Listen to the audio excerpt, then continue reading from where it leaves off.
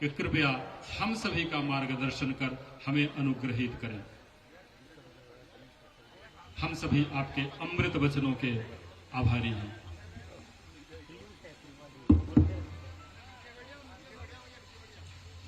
परम श्रद्धेय संत वृंद,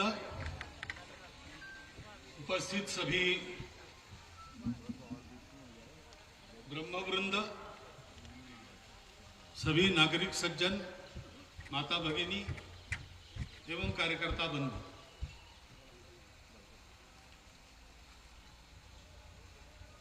इस जलस्तंभ के अनावरण के लिए यहाँ आना ऐसा तय हुआ था। स्वाभाविक बात है, यहाँ आएंगे तो श्री महाकाल का दर्शन पूजन ये तो होना ही चाहिए। बाकी बातें जुड़ गई है, उसमें कुछ तो सुसंगत है।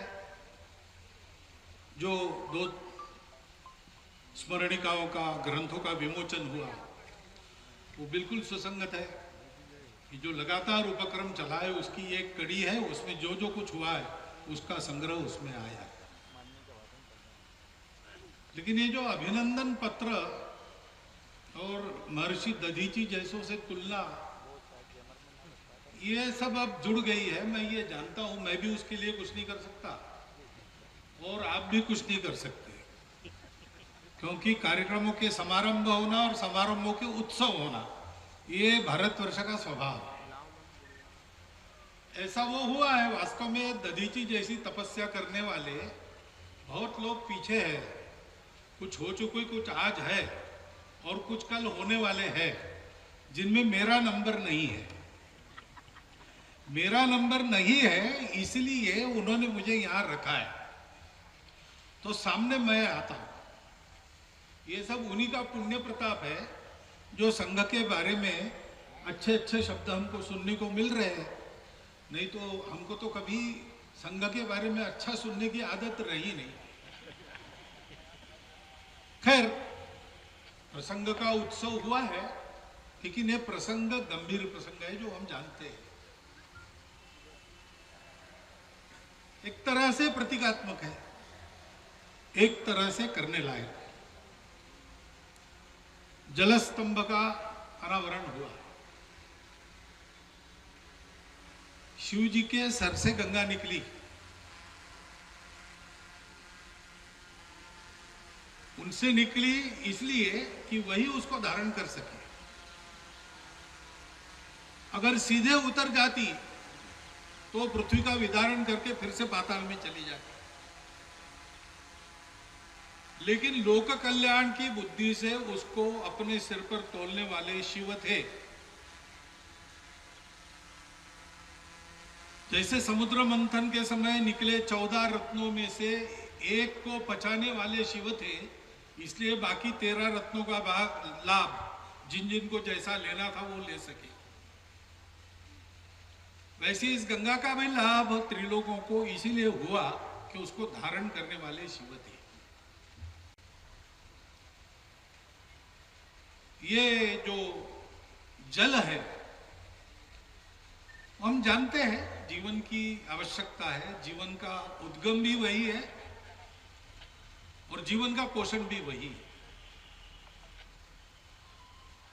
तो जलस्तंभ का हमने अनावरण किया। अब ये जलस्तंभ मंदिर के प्रांगण में क्यों है? इसलिए कि प्रायः मंदिरों के साथ जल जुड़ा रहता है। क्षिप्रा के किनारे हम हैं। नदी नहीं होती तो पुष्करिणी तो होती ही है, कुंड तो होता ही है। और यह सारा भगवान की पूजा और भगवान के भक्तों का जीवन धारण पोषण इसमें लगता है। तो भगवान की पूजा में जो लगेगा उसका तो कोई नाप नहीं है, जितनी करेंगे उतना थोड़ा है। उसी की वस्तु है, उसी को समर्पित कर रहे हैं। अहंकार भी नहीं रखना चाहिए, परंतु हमारे पोषण संरक्षण में लगेगा तब। इसकी अति भी नहीं होनी चाहिए और इसकी कमी भी नहीं होनी चाहिए। इसलिए हर जल स्रोत में अगर मर्यादा से अधिक कम हो गया तो सावधान करने वाला, और मर्यादा से ऊपर चला तो भी सावधान करने वाला कि बाढ़ आ रही है। एक स्तंभ हर जगह लगा रहता है। परंपरागत अपने जो तालाब है, कुंड है, नदियां हैं, कहीं न कहीं आपको ये स्तंभ लगे हुए मिलेंगे, उनको कहते हैं जल स्तंभ। तो हमारे लिए ये एक नाप है, मेजर है। हमारी अपनी करनी से जल की कमी नहीं हो रही, जल की अति नहीं हो रही। इसको सतत देखते रहना पड़ता है। इसका स्मरण देने वाला ये जल स्तंभ है। हम इसका रोज दर्शन करें और इसका भी चिंतन करें कि ऐसा तो मेरे करने से नहीं हो रहा है ना, मेरा करना कहीं दुनिया में जल की कमी को बढ़ा नहीं रहा है ना, और मेरे करने से जल का कहीं अपव्यय नहीं हो रहा है ना। ज्यादा हो जाता है तो अपव्यय हो जाता है, बाढ़ तो नहीं आएगी हमारे करने से। लेकिन ऐसा भी होता है कि हमारे करने से बाढ़ भी आती है। शहरों में पानी के निकासी के रास्ते हम बंद कर देते हैं और एक दिन अच्छी वर्षा हो जाती है तो फिर दूरदर्शन पर अमुक शहर जलमग्न हो गया, लोग छाते को उल्टा करके उसकी नौका बना के जा रहे वगैरह वगैरह सारा देखने को मिलता है। अब पहले होता नहीं था, आज क्यों हुआ? पटना शहर है, पटना, पुराना पटना, वो गंगा के बिल्कुल ही निकट है, तट पर ही है। वहां कभी भी पानी रुकता नहीं, बाढ़ आने पर भी शहर में पानी आता नहीं। और उससे 20 गुना बड़ा नया पटना बसा है, गंगा से दूर है, लेकिन वहां अतिवृष्टि होने से बाढ़ आती है और पानी भी ठहरता है जो 4 महीने उतरता नहीं। ये दोष तो गंगा जी का नहीं है, ये दोष तो बनाने वालों का, उपयोग करने वालों का है। इस जलस्तंभ के दर्शन से और उसके दर्शन के पीछे अपने चिंतन से हम इस अयोग, अतियोग या मिथ्या योग की गलती से बचे। और जल ये एक हमारे दृष्टि जब हम जल कहते हैं तो हमको पानी दिखता है। किसी शास्त्रज्ञ को पूछेंगे तो वो कहेगा हाइड्रोजन के 2 अणु है, ऑक्सीजन का 1 है। लेकिन जल केवल इतना नहीं है, जैसा मैंने कहा जल जीवन का स्रोत भी है। तो जल एक तरह से जीवन ही है। और ये जीवन मनुष्य को क्यों मिला है, पशुओं को क्यों मिला है, पशु नहीं जानता। वो तो जन्मा है इसलिए मरते दम तक जिएगा, जैसा भी जिएगा, लेकिन जी लेगा, मार खा के जिएगा, दूसरों को मार के जिएगा, लेकिन जीते रहेगा, मरता नहीं, तब तक चलते रहेगा, आत्महत्या नहीं करता। अपवाद होते हैं, लेकिन सामान्यतः पशु आत्महत्या नहीं करता, क्योंकि उसको विचार ही नहीं है, भान ही नहीं है, ये जानकारी नहीं है। मनुष्य का ऐसा नहीं है। मनुष्य इस सृष्टि का घटक, पशुओं जैसा वो भी एक घटक है। प्रकृति में वृक्ष है, प्रकृति में पक्षी है, वैसे मनुष्य भी है।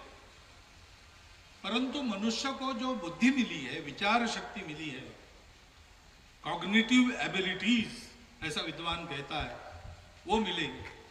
वो किस लिए मिली है?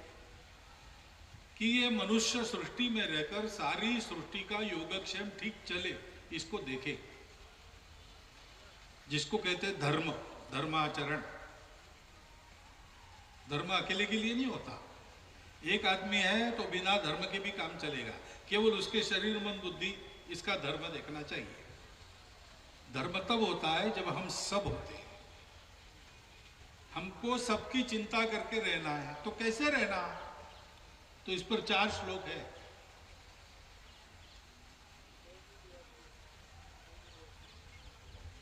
तो उसमें क्या क्या लिखा है देखिए। पहले जल का महत्व है। अपसु में सोमो अब्रवीत दंतर विश्वानि भेषजा। सोमदेव ने मुझे कहा है कि जल में सारी औषधियां निहित है। विश्व का सारा चिकित्सा करने वाला जो तत्व है वो पानी में है, और ये वास्तविकता है। और भारत के लिए तो है ही, क्योंकि भारत की परंपरा में आयुर्वेद है, और आयुर्वेद की अधिकांश दवाइयां ये वाटर बेस्ड, ऐसा कहेंगे आज अंग्रेजी में, ऐसी होती है। पाश्चात्यों की भी चिकित्सा चलती है, उनकी अधिकांश दवाइयां देखें आप तो अल्कोहल बेस्ड होती है। इसलिए जिसको पहले से आयुर्वेद की आदत है उस पर एलोपैथी बहुत ज्यादा परिणाम नहीं करेगी, और जो पहले से एलोपैथी ही ले रहा है उस पर आयुर्वेद का असर होगा तो जरूर, लेकिन देर से होगा। क्योंकि शरीर को जिस मूल तत्व की आदत है वो इन चिकित्साओं में बदल जाता है। हमारे यहां जल, ये विश्व के भेषज को अपने में समाहित करने वाला तत्व है। तो इस जल को पानी करके नहीं पीना है, इस जल को ये मेरे शरीर का पोषण करने वाला और रक्षण करने वाला तत्व है, ऐसे लेना है। ऐसे लेना है तो पानी को कृतज्ञता बुद्धि से देखना पड़ेगा। ये मेरा पानी नहीं है, ये पानी भगवान ने जीवों के लिए एक औषधि निर्माण करके रखी है। भगवान के प्रति भक्ति और इस औषधि के प्रति कृतज्ञता मन में रहनी चाहिए। भक्ति और कृतज्ञता से जिसका जीवन होता है उसका जीवन विश्व को आगे बढ़ाता है, और अश्रद्धा और स्वार्थ के लिए जीने वाले लोग जीवन को पशु से बदतर जीवन बनाते हैं। हम मनुष्य है, हमको क्या चुनना है उसकी याद स्तंभ देता है। ऐसे ही आगे कहा है कि इस जल का ग्रहण मैं कर रहा हूं। क्यों कर रहा हूं? मैं ये समझकर कर रहा हूं कि ये मेरी आत्मरक्षा है। यानी शरीर मन बुद्धि से बना ये भौतिक शरीर, उसकी रक्षा तो है ही, लेकिन ये सरस रहेगा, सतेज रहेगा, काम करेगा, तो इस मनुष्य शरीर का ही ये गुण है कि ये जीवन के भौतिक तत्वों में नहीं ठहरता, वो ऊपर उठना चाहता है। आहार निद्रा भय मैथुनंच सामान्य में तक, वहां रुकता नहीं, वो धर्म और धर्म के मूल में अध्यात्म, उसकी ओर जाता है। सत्य को जानना चाहता है, और सत्य को जानते हुए भी एक प्रवाही सहानुभूति, जिसको करुणा कहते हैं, जल जिसका एक प्रतीक माना जाता है, उसका भी प्रवाह उसके अंदर रहता है। और इसलिए एक ऋचा में ये कहा है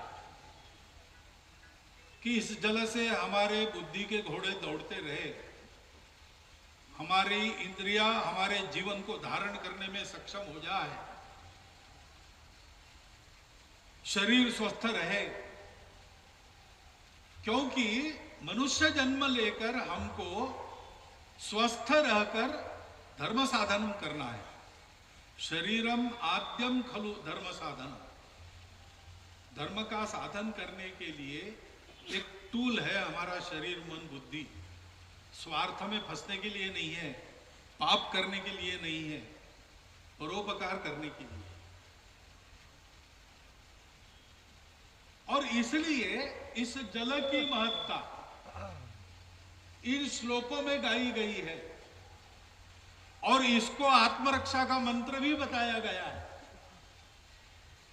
और इसके द्वारा सुख मिलता है। क्योंकि अगर हम पशु जैसा व्यवहार करने लगे तो सभी दुखी होंगे। आखिर मनुष्य के रहते दुनिया सुखी हो, इसका उपाय क्या है? मनुष्य धर्म से चले तो सारी दुनिया सुखी हो जाए।